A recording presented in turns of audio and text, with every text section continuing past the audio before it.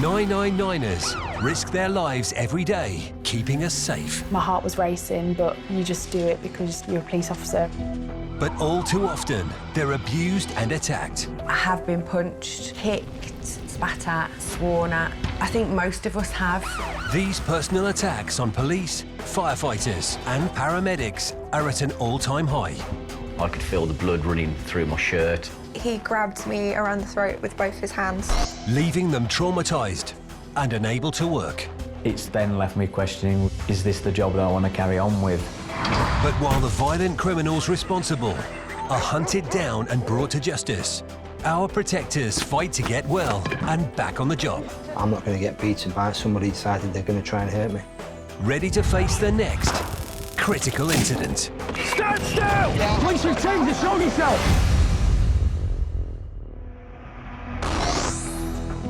Coming up.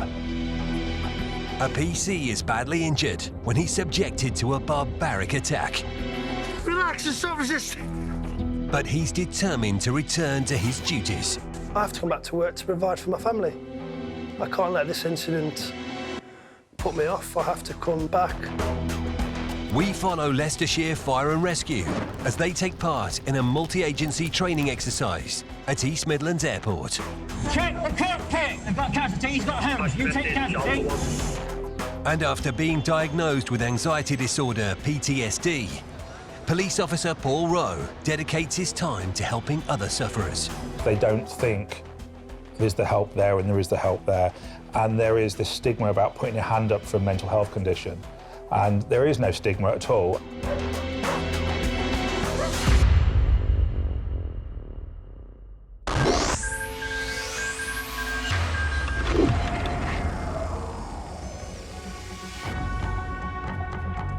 PC Andy Dyche is based at Tipton Police Station in the West Midlands. He's served for 19 years and is currently part of the Specialist Support Unit, which provides additional assistance to the force. We do a variety of tasks. Quite a lot of the time, we're almost a sticking plaster of the force. We're sent where we needed. We do a multitude of things, from looking for missing people or evidence in relation to crime, proactive activity to football matches and occasional hospital watch. My job is quite challenging because we can end up anywhere in the force where we don't know the areas, we don't know the people. Traditionally, with the old-fashioned beat policing, you get to know your areas, suspects, but quite often now you don't know where you are and the people who you're serving.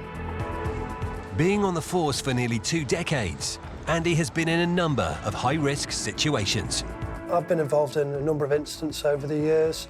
I've been involved in a couple of riots where I've had things thrown at me, petrol bombs, missiles. Been involved in football disorder on a number of occasions. Dealt with the nighttime economy where you deal with drunk people wanting to fight with you. It's almost like a monthly occurrence, really. Quite often when you come to work, you almost become an actor. You almost have to put that brave face on. You're a bit like a swan. You may appear calm from the outside, but underneath your legs are going. You're constantly re-evaluating things and thinking. But in February 2021, Andy experienced the most horrific incident of his career so far. It was a night shift and I was working with PC Samra. We was out on patrols. It was during the COVID lockdown and we was in the town of Dudley. One of our jobs was to enforce COVID legislation. We saw a car speed past with 3 people in it. It was about midnight. We assumed that people were breaking COVID legislation. So we went after the car and caused it to stop. Upon speaking to the occupants, they all admitted that they were breaching COVID legislation, so I was obtaining the details. I approached the driver. PC Dyche spoke to the passenger. My driver provided his driver licence, which checked out, MOT, insurance, full driving licence. I'm happy with who he says he is, no concerns. But the front passenger, I almost got like a feeling that he was lying. You can tell by people's body reactions, and the answers he gave just didn't add up. He's given us a postcode for where he says he lives. I've checked that postcode, and when I've asked him what road is that on, I think he gave something like Birmingham Road. The postcode checked out for High Street somewhere else, so the alarm bells were ringing. He's given us false information. Why is he giving us false information? Is he hiding something? I asked him to get out the vehicle, which he was about to, but I noticed a big bunch of keys in his hand. I'm thinking, he's going to go here, he's going to run or do something or hit one of us. Which is when he broke past me and PC Samra took hold of him and he started attacking PC Samra. He was punching him, he got PC Samra on the floor. The ground was wet, it was like an icy night. I've pulled him down and we're rolling on top of each other.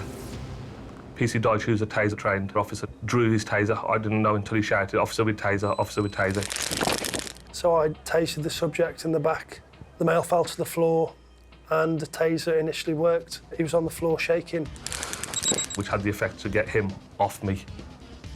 I saw his eyes at one point and the aggression in it. I knew straight away he's on something. It's not alcohol, I can't smell alcohol, it's got to be drugs. The defender somehow managed to break them barbed wires and run. PC Dyche gave chase. I don't know if it was because he had lots of layers of clothes on or he snapped the wires to the taser, but he suddenly just got up and ran. I've ran after him and chased him round a few streets while PC Samra's got up and got into the police vehicle and headed off in the direction I'm going in. I pressed my emergency button while running. Male been tasered from car. One on foot. Assistance. PC Samra overtook me and they went to a disused garage site. I just heard a noise in the distance and the male was running back towards me at the entrance to the garage site. I drew my taser again and fired it.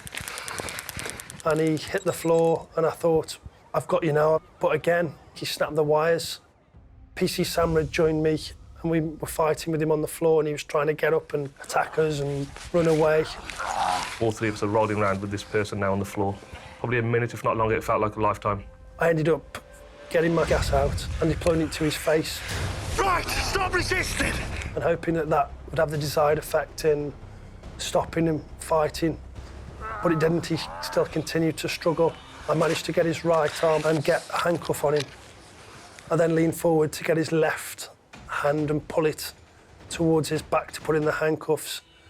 And at that time, he's moved his head across and literally bit my left forefinger. I don't bite! And I've just heard a pop and a crack. Later, after subjecting Andy to the most barbaric attack, the offender continues to put up a fight. I feared for my own safety as well as PC Dyche's. The gentleman was a big, strong lad, and it makes it even worse when you're fueled up by drugs, that anything can happen.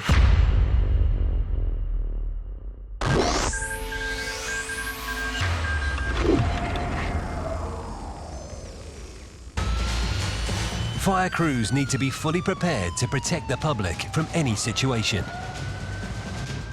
So testing and exercising their skills to the maximum is essential.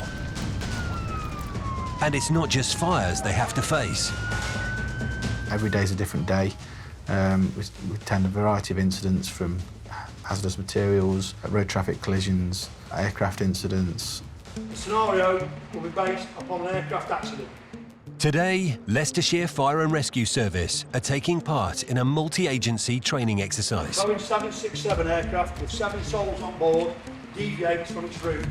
To test procedures for responding to an incident involving an aircraft at East Midlands Airport. The key to this is good communication with everybody involved so everyone knows what they're doing. Difficult one to do when you're in a live environment with lots of people. Today, the scenario that we've got is a Boeing 767 cargo aircraft without any hazardous goods on board. It's going to be reported a port engine issue, and there will be a number of persons on board.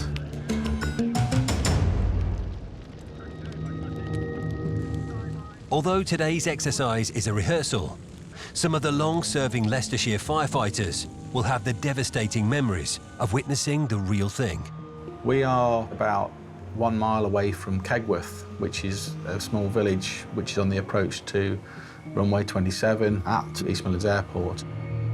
In 1989, there was a Kegworth air disaster where a plane came in and actually crash landed just short of the runway on the M1 motorway.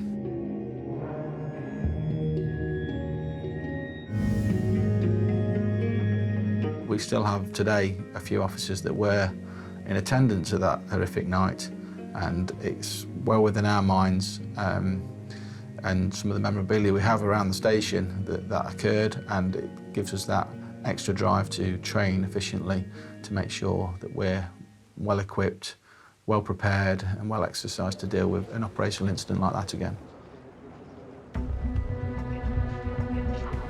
The airport training takes place annually, and for some of the firefighters, it will be their first time.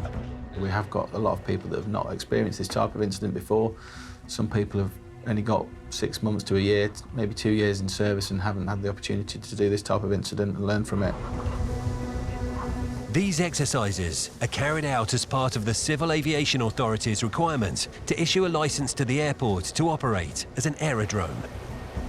Obviously, you can never really get exercises to a real-life incident because an aircraft incident would be absolutely horrendous, and so it won't be the same, but we can get it as close as we can.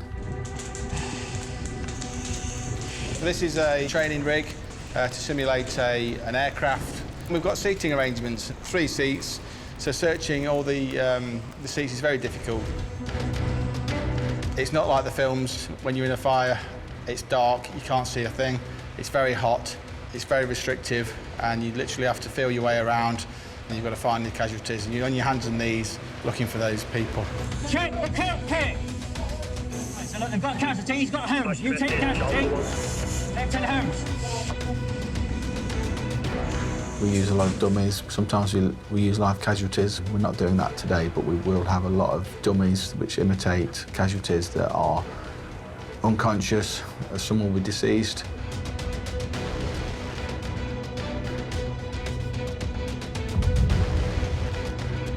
The situation, we've got a casualty clearing station here. It's a temporary measure. I think in a real situation in an airport, you try and find somewhere a bit more sheltered than this, but obviously this is an emergency space.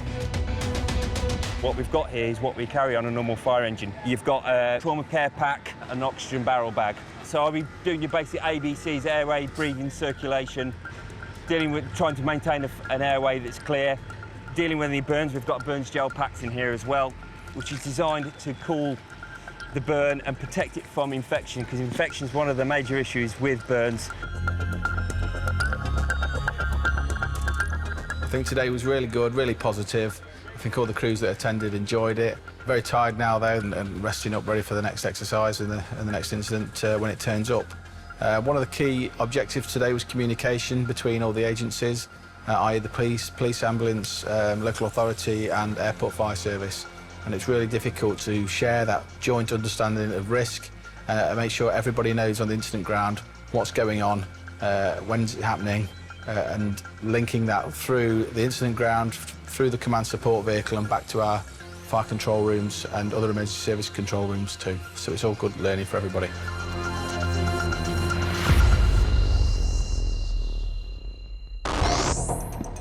Still to come. When PC's Andy Dyche and Lax Samra are trying to arrest a man, he viciously assaults Andy, I don't bite! causing life-changing injuries. I couldn't do a lot of normal tasks. I couldn't kind of bath the children. It was hard to put shoes on, kind of do the everyday things which most people take for granted. And with support dog Holly by his side, a brave officer coping with PTSD helps other sufferers. If someone said to me 10 years ago, you'll be a police officer and you'll go into wellbeing, I'd have been like, oh, God, no chance. I'm not doing all that being bad stuff. I'm Paul Rowe. I'm a police officer with Cambridgeshire Police.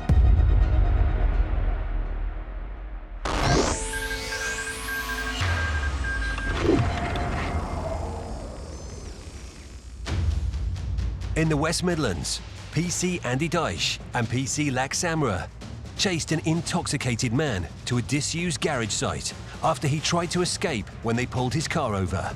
Male been tasered from car. One on foot. Assistance.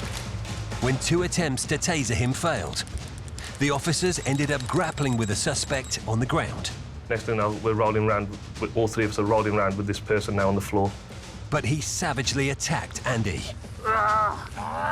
He's moved his head across and literally bit my left forefinger. I don't bite! And I've just heard a pop and a crack.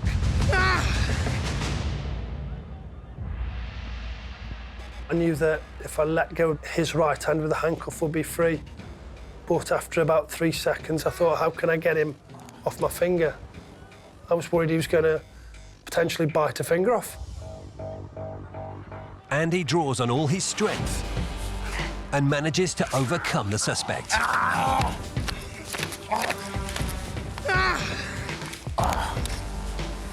I managed to get the handcuffs on the back of him and just pin him down.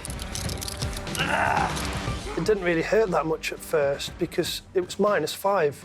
I've been outside for 10, 15 minutes trying to get details. My hands were frozen solid. But when I heard the crack and the popping noise, I realised that possibly my finger may be broken.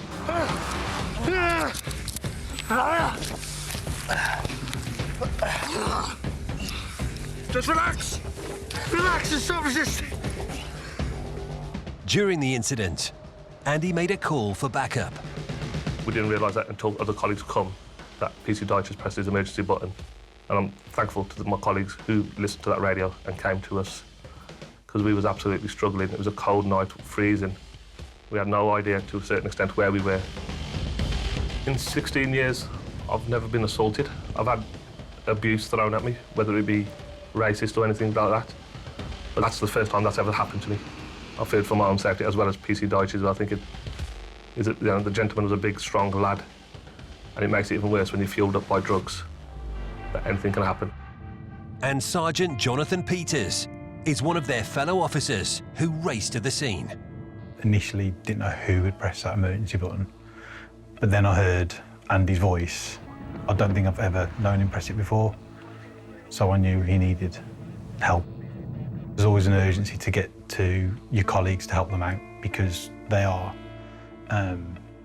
your friends, they are your co-workers, and we work together as a team and want to go home at the end of the shift safely. With the man finally restrained, assistance arrives, allowing Andy to seek urgent medical attention to his hand. There's an ambulance which had just turned up, and I saw PC Dyche come through the kind of crowd of officers, and he came to me holding his hand, and he seemed very confused. Can you see the bite marks there? Fingers.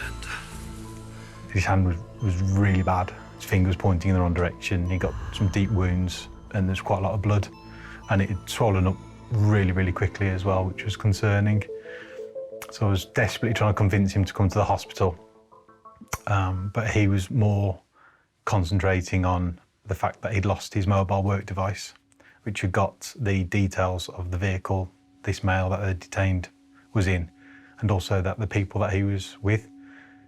And that's just typical Andy. He'll put everybody else before himself. He wanted to make sure he could secure that evidence and the details which he had on his phone to help with the investigation before going to the hospital. Sergeant Peters eventually persuaded Andy to see a doctor. I went to the hospital and the nurse x-rayed it, and the nurse said it was a comminuted fracture. And she said, that's really bad, you need to see a hand surgeon in the morning. And I asked her what she meant by that, and she showed me the x-ray, and basically one of my bones in my finger was now in 3 different floating pieces. And usually it needs to be operated on as soon as possible to get it all lined up. I stayed awake all night, went to a different hospital in the morning, and they looked at it and booked me in for an operation in a few days' time. They also gave me lots of injections because the human bite is worse than an animal bite. There's that many diseases in the mouth that can cause really nasty infections. And I just remember the 2 big teeth marks. It was like a rat had bitten me. And then I went to see the hand surgeon, and they knocked me out to do the operation, but when I came to, they said they couldn't do the operation because my hand was too badly infected. My finger at the time was twice its normal size. It was yellow, it was green, it was horrible. and because of the risk of infection, they didn't want to operate because they were worried that if they cut me open and some of this infection could spread around the rest of my body, causing more serious injury. They put a lollipop splint on either side of my finger, taped it together, and said they were going to have to heal it that way. As a result of not having proper surgery, where they wanted to pin and screw the different bones together to line it up again, my finger now is at a different angle. It's 1 centimetre shorter than it was before, and when it's really cold, it's really painful. And that's as a result of the infection not allowing the surgeons to do their job properly. In the weeks after the incident, Andy struggled with his life-changing injuries. I couldn't do a lot of normal tasks. I couldn't kind of bath the children. It was hard to put shoes on, kind of do the everyday things which most people take for granted. It had a massive impact on my home life. I'm the father of 2 sons, aged 9 and 7, and the eldest is severely autistic. And I was struggling to do things like bath him, changing nappies, help my wife deal with him. He kind of relies on me to take him out for things like walks and bike rides. I was unable to do that because I was unable to restrain him safely. That's what is upsetting, because I understand me being assaulted. I'm, 6'2", 15 stone, I've no problems. I can deal with that. But the sadness of how it affects my family and my home life is the most upsetting part of this horrific incident. The offender was charged with assault on a police constable. He was convicted of actual bodily harm, assault on an emergency service worker, and for a separate incident, driving whilst disqualified. The person who did this to me initially went to the magistrate's court, where the maximum sentence they can give is 6 months, and he pleaded guilty. I wanted the male to go to the Crown Court where he could get more of a sentence, and the officer in charge really worked hard to make that happen, and the male subsequently went to the Crown Court, where after about 3 delayed hearings because of COVID, he was found guilty. And his attacker was eventually sentenced to 20 months in prison, with an extra 2 months added for the driving offence. While he was off work, Andy received much-needed support from his colleagues. My colleagues all had a whip round, and I remember they were ever so kind, and they got me different gifts, gift cards, things that made me smile, things that cheered me up. It made me think that I am on a good team, and they do care, and I'm not just a number. I popped round his home address whilst he was off, and he offered me a bacon sandwich, but he couldn't make it himself because of his hand. But he will always put a brave face on, and he's a very strong person emotionally. He's an inspiration when it comes to that, he really is. He doesn't let things get to him. And eventually, Andy was able to make a gradual return to work. I think I was off for 3 to 4 months. I have to come back to work to provide for my family. I can't let this incident put me off. I have to come back, put the uniform on, and get stuck in. I'm not going to let this male win with what he's done to me. It took him a lot of courage to come back to work. I think sometimes pride plays a big part where an officer's been assaulted and they don't want to come back to work. It's really nice to have him back because he's cheeky and he doesn't have much of a filter from his brain to his mouth. He's a joy to have around.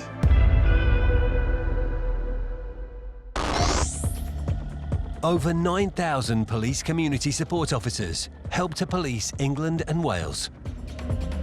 Although part-time, they face the same dangers as regular officers. In early 2020, this PCSO approached a man he suspected of smoking cannabis. How you keeping? You all right? Yeah. You live here? Okay, fair enough. Yeah, it's just wondering. We're just chilling in the car for. It's a bit cold, isn't it? The window down. I'm not allowed to smoke inside. Oh, is that why? Unless we just smoke cigarettes in this car. You've been smoking cannabis, yeah? No. Just turn it off for now, mate, when you're driving off. The man refused to comply and proceeded to drive off. The officer was trapped.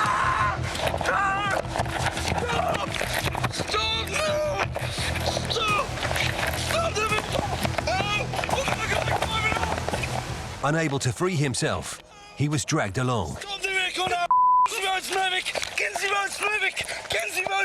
Eventually, the PCSO was able to break free and remove the keys from the vehicle. Help! He's just drove off, Asian male, in a vehicle. The suspect made a break for it on foot, quickly followed to an alleyway by the officer.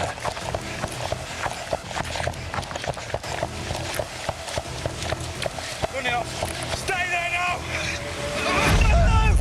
Shockingly, the suspect physically assaulted the officer. He's running off! And again tried to make an escape. Stay there now! Asian male, IC4, wearing blue jogging bottoms. Grey. He's wearing a grey. He's running up to High Street now. Towards Kent High Street. The dogged officer continued to pursue and gave updates on his radio. Towards New Hope Road. OP. He's just tried to run me over. As he caught up with the suspect again, backup had arrived. He's just tried to run me over. Right. I've got it all on body cam. As his colleague cuffed the man and made the arrest, the PCSO returned to the scene to collect his hat. Yeah, that's fine, mate. At court, the offender admitted assault occasioning actual bodily harm, dangerous driving, and possession of an offensive weapon. He was sentenced to 14 months in prison, suspended for 2 years.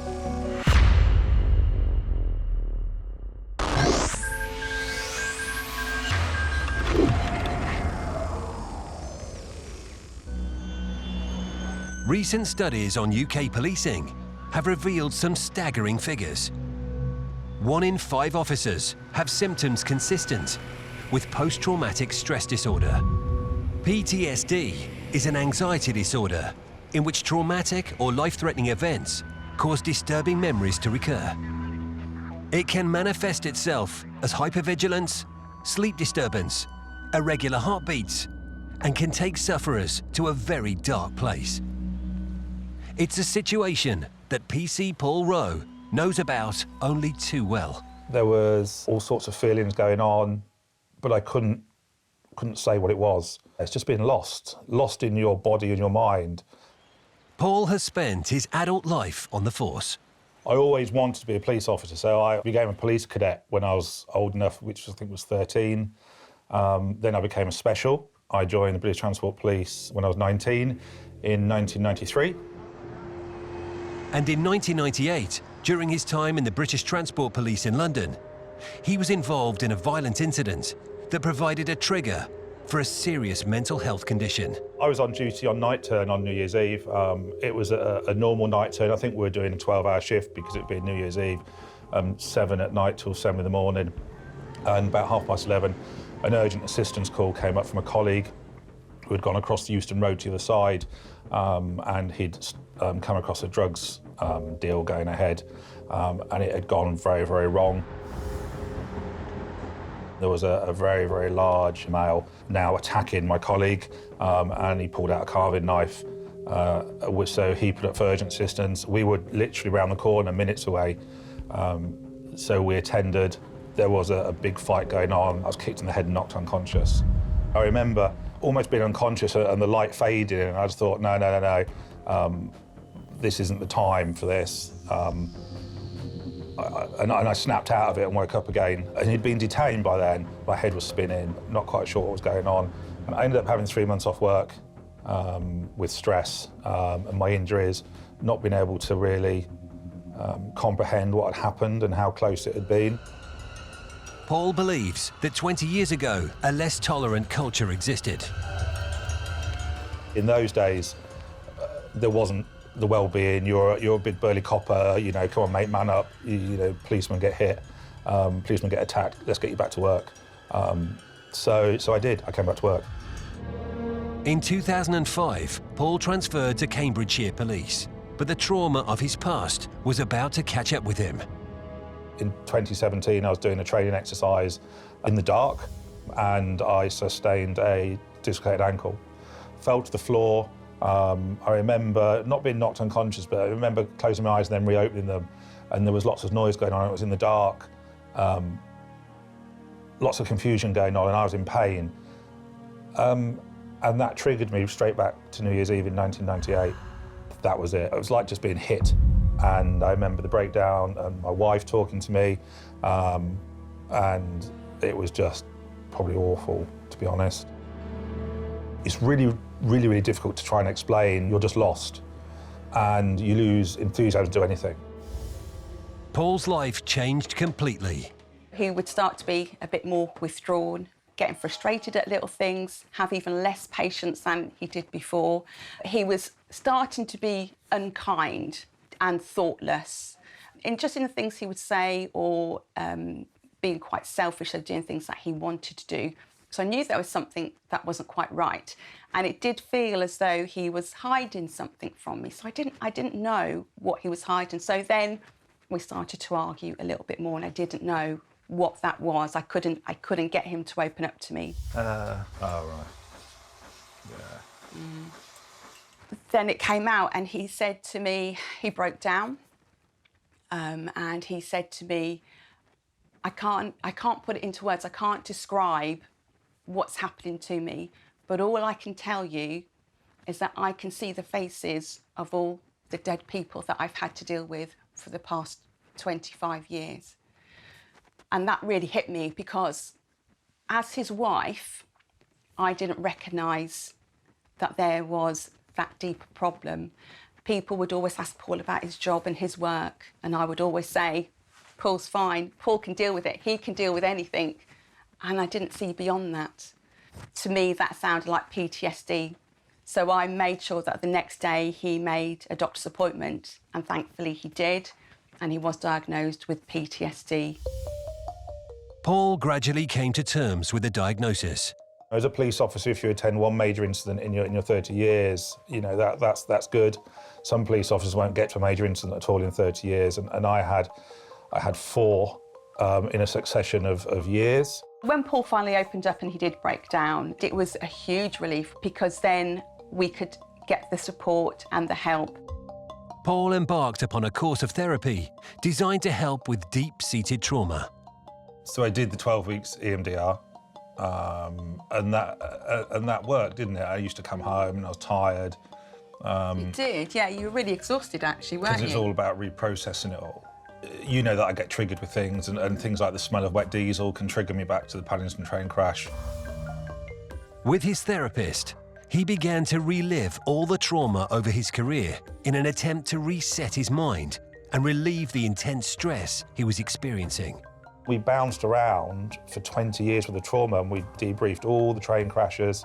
And I remember the counsellor saying to me, he says, I'm not being funny, but I don't want this to end, because I've not seen somebody respond as you do and have so much trauma. And it was amazing just how much that I didn't realise was locked but came out. Also instrumental to Paul's recovery was his dog, Holly, who seemed to sense that Paul was in a dark place. Mentally, I wasn't in the right place. So she really kind of linked in with me, and it was so strange that she would just not leave my side. If I wasn't feeling it and I was down, she would come and she would just put her head on my knee. I know. Paul's therapy has been a revelation and put him on the road to recovery. It's also left him with a compulsion to help colleagues going through similar experiences. Mental health conditions in emergency services is on the up. It's not just police officers, it's all first responders. The suicide rate in first responders is going up. And that's because they don't think there's the help there, and there is the help there. And there is this stigma about putting your hand up for a mental health condition. And there is no stigma at all. Paul works voluntarily to support officers who are struggling with their mental health. And he's helped by Labrador Holly. if a shift's had a particularly rough time, they've had a lot of deaths to deal with, or one of them's been assaulted, we can turn up with Holly at their briefing and we can take some time. So we pause and we take them away from the stress of the police, and then we throw some balls around and we talk and we have a coffee and they play with Holly. And what happens when you start to play with a dog? You automatically de-stress, and a chemical, I think it's called oxytocin, is released in your body. It's also released in Holly's body. So you get this really caring chemical between the two of you, and Holly links in with this, and she loves cuddles anyway, and throwing a ball around. So what that then allows us to do, whilst you're relaxing playing with Holly, it allows us to start asking a few questions and start to talk about what's on your mind. And it's amazing how people then start to talk to the dog. So I just listen and soak it in, and that which gives me the opportunity then to engage in that conversation. 18 months ago, Paul met another officer who was working hard to break down the stigmas of mental health within the force. Inspector Paul Law's career has also been peppered with traumatic incidents. I had quite a lot of involvement in the July bombings, which obviously was one of the worst terror attacks on mainline Britain since Lockerbie. And then moving on to the Met, ended up being first on scene a lot of gang-related murders. And over the years, the trauma, it builds up and up and up. And certainly for me, over the last sort of 15, 16 years, it's just built up, really. It's always been there, but I've just ignored it until it got too much. And just like PC Rowe, Inspector Law sought out professional help. When I spoke to the doctor, I broke down into tears. I was quite inconsolable, really, for quite some time. And then all the later appointments and assessments, had a formal diagnosis of complex PTSD. Very quickly, a bond developed between the two Pauls. I'm incredibly proud of what Paul does, and I'm just as proud of the friendship that we've got. You know, it's someone else out there that shares the passion and enthusiasm as I do about talking about our mental health and trying to make that difference. So how's the training going then? Really good. Is it? Really good, yeah. And that's one thing about PTSD, that you will quite easily click with someone who's also suffering. So, and it's just turned in, everybody thinks we're having a bromance. It's, we are the best friends ever. With Holly, they give presentations about PTSD. Paul and his dog have been given special recognition. One thing we're really, really honoured to be, we've been made ambassadors for Flint House, which is the police rehabilitation centre. Amazing place. I've been 4 times. I went for the mental health programme. And last year we got talking about the dog and how Holly helps. And they said, can you bring the dog? You ready? And the work is paying off. So we're slowly changing it with Holly. There's now over 70 wellbeing dogs throughout the country, which is showing the power of the pause, as we call it.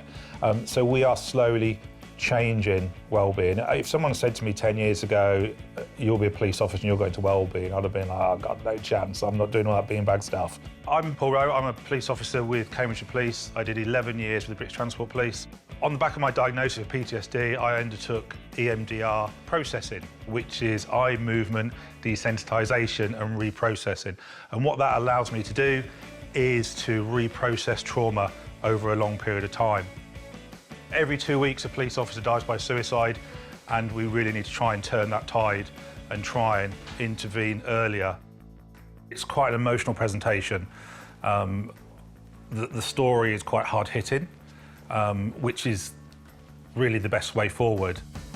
I'm quite passionate about the presentations. I decided early on in my diagnosis that it shouldn't be a hidden diagnosis, and that if I can help anybody, then that's almost job done, because I wouldn't want anybody to go through the 20 years of trauma that I've gone through and not be able to process it and not move on.